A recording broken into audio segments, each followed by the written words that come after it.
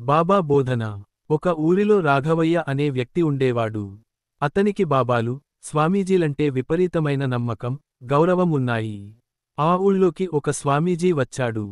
రాఘవయ్య ఆ స్వామీజీకి రుచికరమైన భోజనం పెట్టి, స్వామీ, అబద్ధాలు చెప్పకుండా, పాపాలు చేయకుండా బతకలేని ఈ ప్రపంచంలో మీరు పాపరహితులుగా, ఇంత నిర్మలంగా ఎలా ఉన్నారు? అని అడిగాడు. ఆ సంగతి అలా ఉంచు. సరిగ్గా 7 రోజుల్లో ఈ ఇంట్లో మరణం ప్రాప్తమయ్యే అవకాశముంది, అన్నాడు స్వామీజీ.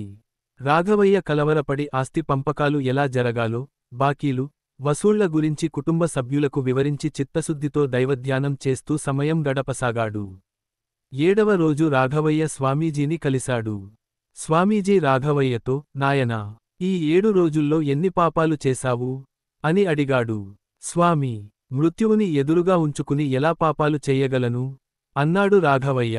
నీకు మరణం ప్రాప్తిస్తుందని నేను చెప్పలేదు కదా. మీ ఇంట్లో ఇవాళ ఆవు చనిపోతుంది. ఇక నీ ప్రశ్నకు నువ్వే జవాబు చెప్పావు. నాలాంటి వాళ్లు మృత్యువును జీవితాంతం మరిచిపోరు. అందువల్లే పాపాల జోలికి వెళ్లకుండా ప్రశాంతంగా జీవించగలం, అన్నాడు స్వామీజీ.